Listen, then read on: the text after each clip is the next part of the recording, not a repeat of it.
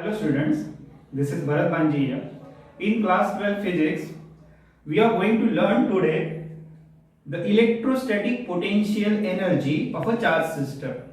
Earlier we studied about the electric potential, then electric potential of the dipole, then we learn about equipotential surfaces, and now next topic is potential energy of a charge system. Okay, so as we discussed earlier, to find potential energy for the conservative forces, we have to always find the work done by that force. So that work done is stored in the form of potential energy. Okay, so that procedure only we are going to follow.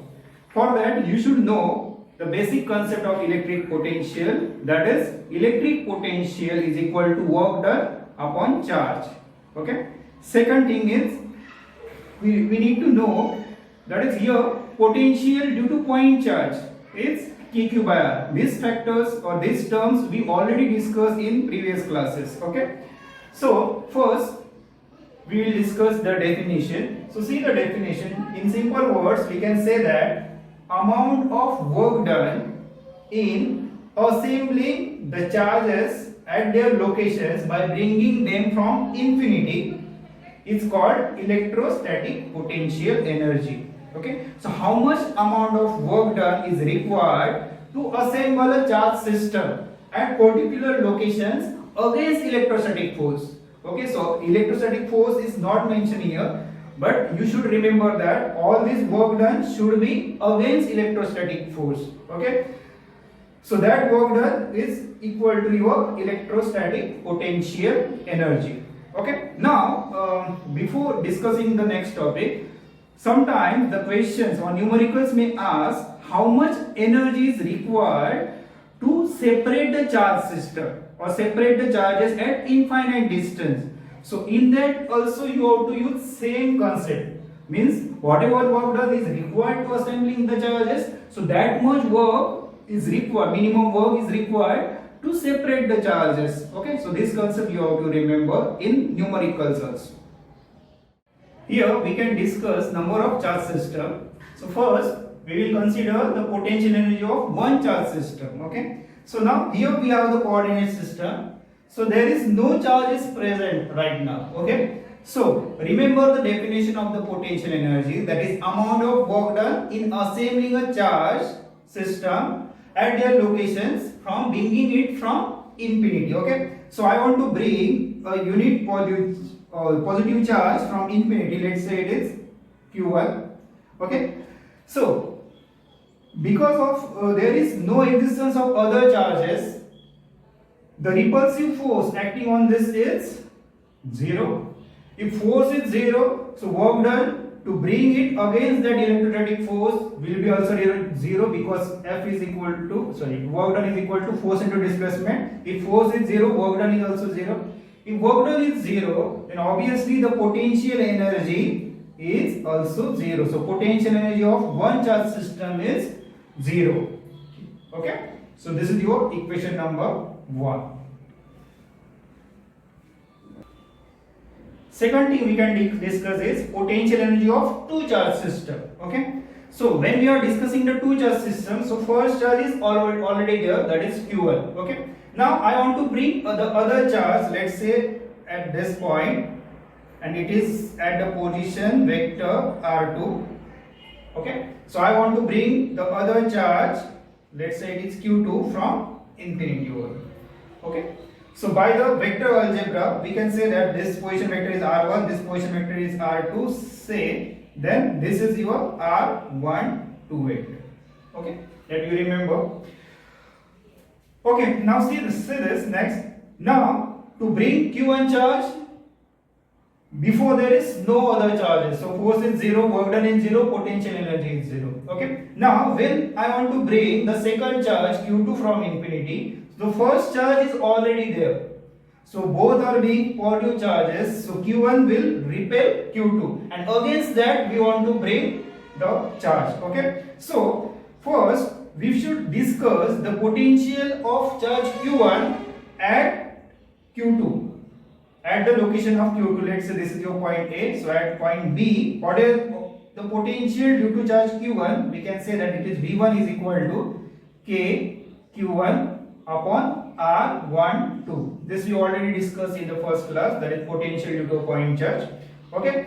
Now potential, by the definition of the potential, is v is equal to w by q.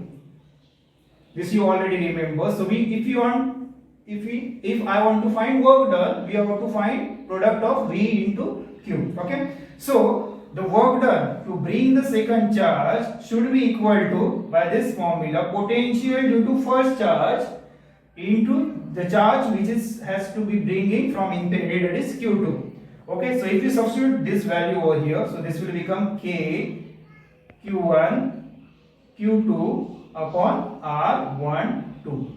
Okay, so this is your work done, and we already remember that the work done is stored in the form of potential energy. The potential energy due to two charge system, we can say it is U2 is equal to simply K Q1 Q2 by R12. Okay, let's say this is your equation number 2 and this is your equation number 3.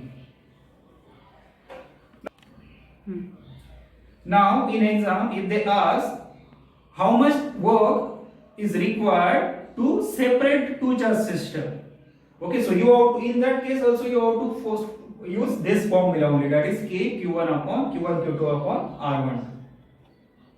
Now if I want to find potential energy of three charge system, okay, so three charge system is followed by, to bring the first charge Q1, we know that work done to bring first charge is 0. If there is a second charge, let's say Q2 at location, if this is your R1 and this is at location R2, okay, so we know that to bring the second charge in the presence of the first, work done required is K Q1 Q2 by R12. R12 is the distance between both this. Suppose I want to bring third charge over here in the vicinity, and it is also has to bringing from infinity Q3 at location R3 over here.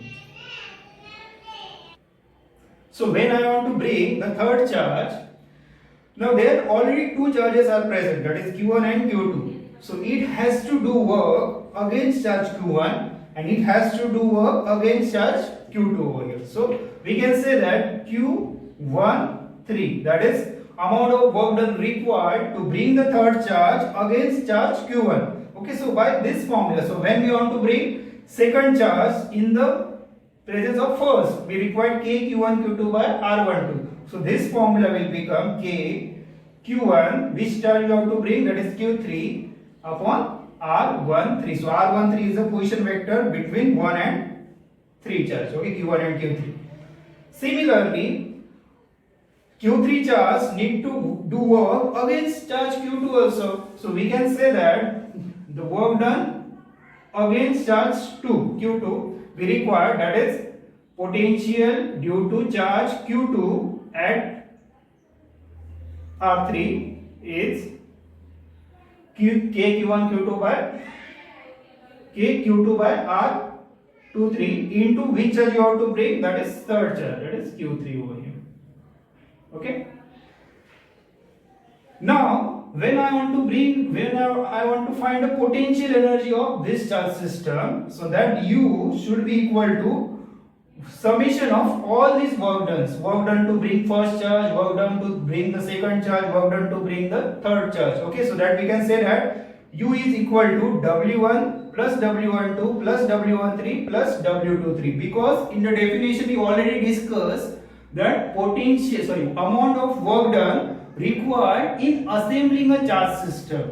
Okay, so when we want to assemble the charge system, you have to follow whole procedure, and that all work done, that is U is equal to W1 plus W12 plus W13 plus W23. So all this summation will be the potential energy of three charge system. So we can say that here your W1 is already 0, so no need to take that. So K Q1 Q2 by R12 plus K Q1 Q3 by R13 plus K Q2 Q3 by R23. So this is your potential energy of three charge system. So if I want to bring the fourth charge, if I want to bring the 4 charge in the vicinity of the 3 charge system, then how we can follow this? Okay, so in that also this factor will remain as it is. Okay, W1 will be 0 only, W12 as it is, W13 also as it is, and W23 also as it is. So whenever we want to bring the 4 charge, it has to do work against charge Q1, against charge Q2 and against charge Q3. So that third three terms, that is W14, W24, W34 will be added in this equation. Okay, so that will be the potential energy of 4 charge system. This way we can find the number of, if you want to bring the any number of charge system, you have to follow this procedure only. Okay. So in earlier cases, we are not considering the existence of any external field. Okay. So now here, next topic is potential energy of charge system in uniform external field. Let's say we have the uniform external field. It is always represented by equidistant parallel lines. Let's say electric field is E over here. Okay. So at we have to consider the coordinate system. So at this point, with the position vector r1, I want to bring a charge. Let's say this point is point P or point A, we can say. Okay. So I want to bring a unit charge q1 from infinity at this location. Okay. Now we already know that relation between electric field and electric potential is E is equal to minus dV by dr. Okay, that we already discussed in last lecture. So we want potential V. Okay, so that dV is equal to, if we only consider the magnitude, we can omit the negative sign. So it will be E into dr. So I want total potential at this location because of the electric field. You have to integrate this. So integration will be V, and that will be equal to integration of E dr. If you want potential because of uniform electric field, you have to use this formula. V is equal to integration of E dr. Okay, so that you have to remember over here. So when I want to bring the charge Q1, so there is no other charge present at this. So because of the other charge, there is no repulsive force acting on this. Okay, so that will be 0, which we already discussed previously. But because of the uniform electric field, let's say the potential at location A is V1 at R1. Let's say it is V1 into R1. So amount of work done required, that is W1 is equal to potential into charge, that is Q1. So this work done will be stored in the form of potential energy. So the potential energy of one charge system in the presence of uniform external field is equal to charge which has to bring into potential due to that charge system at given location. Okay, so potential V1 at R1 into Q1 will be the potential energy of one charge system. When I want to bring the other charge, let's say it is Q2 at location R2 from the origin, and let's say this point is B.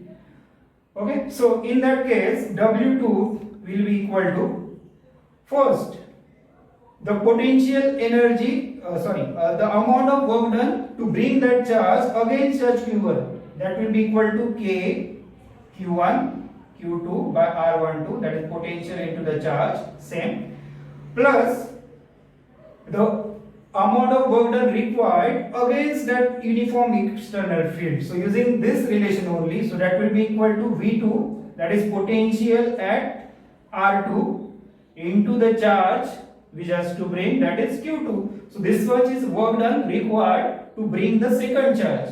Okay, so the potential energy of two charge system will be summation of all that things, means summation of equation number 1 and equation number, let's say this is equation number 2 and equation number 3. So summation of equation number 1 and equation number 3 will give you the potential energy of two charge system. That will be, we can write as Q1 into potential at R1, let's say it is V1, plus Q2 into potential at R2, let's say it is V2, plus the work done against charge Q1, that is K Q1 Q2 by R12. Similarly, if we want 3 charge system, we can follow the same procedure as previously, plus the work done against the electric field that you have to add in that case. Next is potential energy of a dipole in an uniform electric field. So uniform electric field is always represented by equidistant parallel lines. So let's say this is my electric field E. Okay, so I want to place a dipole in that. Let's say it is located like this. Here we have the negative charge minus q, and here we have the positive charge plus q. It is separated by a distance of 2a, and it is making angle theta with uniform electric field E. Okay, so we already know that when we place a dipole, that is two equal and opposite charges separated by a small distance, placed in the uniform field, it experiences a torque. So that torque is the electric dipole moment P. P is equal to charge into separation, that is Q into 2a. So torque is P into electric field into sine of angle between them. That we know already. Torque P is sine theta. Okay. So when we place a torque in uniform field, the torque is acting on it, and this torque tends to rotate the dipole. Okay, so when torque is rotate the dipole, the work done required, so that is your work done required to rotate. So that we can say that dW is equal to tau d theta. That is work done required to displace by the small angle theta. Okay, so to move it totally from theta 1 to theta 2, so that is the indication of this, that will become tau d theta. Okay, so again we can say that here substitute the value of tau from angle theta 1 to theta 2, it is P E sine theta d theta. Okay, so this was work is required. Now again P is equal to Q into 2a. So here variable is theta. So apart from sine theta, all the terms are constant. So that we can take outside. So we can say that W is equal to P. Now integration of sine theta is, yes, it is minus cos theta within limit theta 1 to theta 2. Okay, integration of sine theta is equal to minus cos theta, that we use over here. So substitute the limit in this, so it will become P into E. Upper limit is theta 2, so cos, variable is theta, so cos theta 2 minus cos theta 1, so it will become plus cos theta 1. Minus of minus become plus, remember here, cos theta 1. So if we rearrange the terms, it will become PE cos theta 1 minus cos theta 2. This is the general expression from any two angles. So suppose I want to move the charge from 30 degree to 60 degree. So we can use this formula. Theta 1 is 30 degree initial angle to 60 degree. So that theta 2 will be 60 degree. So for between any two angles, we can use this relation. Okay. But we require the potential energy expression. So, for the potential energy derivation, so we have to consider the theta 1 as 90 degree. Why we have to consider 90 degree? Because cos ka value, cos 90 is always 0. So where the point where it is having the zero potential energy to theta 2, that is any angle theta. Okay. So that we can substitute over here. So that work done can become P into E into cos theta 1 is 90 degrees. So cos 90 is 0 minus any angle, that is theta. Okay. So that will become PE into cos 90 is 0. So P into minus cos theta. Okay. So that we can write as minus PE cos theta. So this work done is required to move a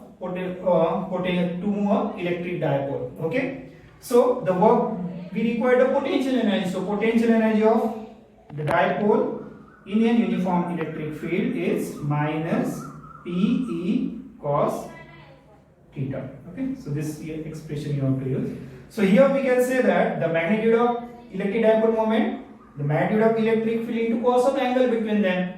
So how we can use here dot product. So you can also be written as the negative dot product of P dot E.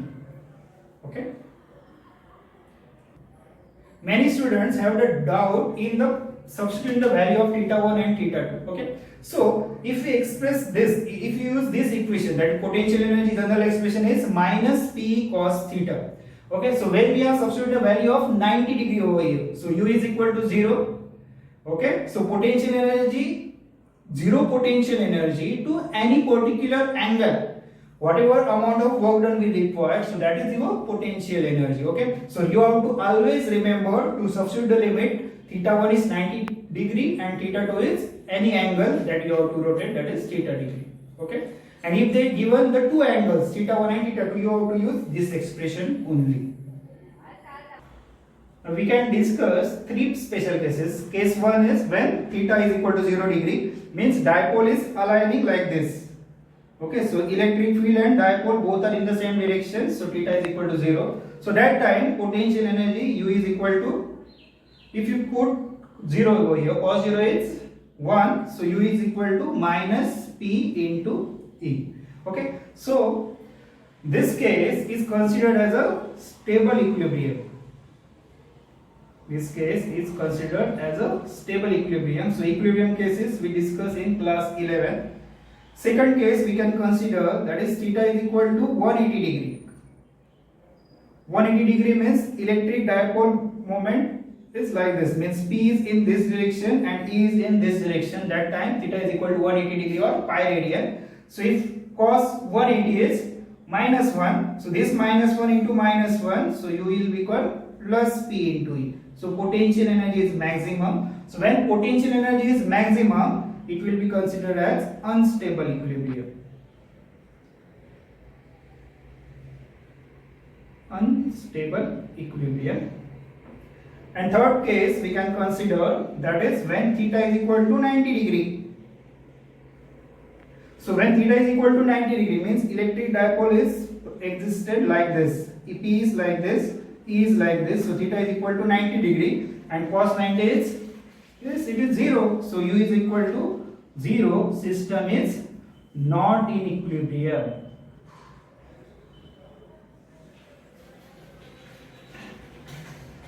So these three things you have to remember, special cases. Sometimes MCQ may ask in this special cases. Okay, so today we consider the potential energy of different charge system. I hope you saw the worksheet of previous lectures also, and you also given the MCQ test also. So today also I want to give you the new worksheet. You need to solve it in your physics notebook. Also parallelly, as you know, the ray optics chapter is going on presented by Mrs. Richa Singh. That also you have to see, and you need to solve the worksheet of ray optics in the another book. Okay, don't need to mix up both the chapters. You can maintain separate book for the ray optics and separate book for the first two chapters. Okay, thank you.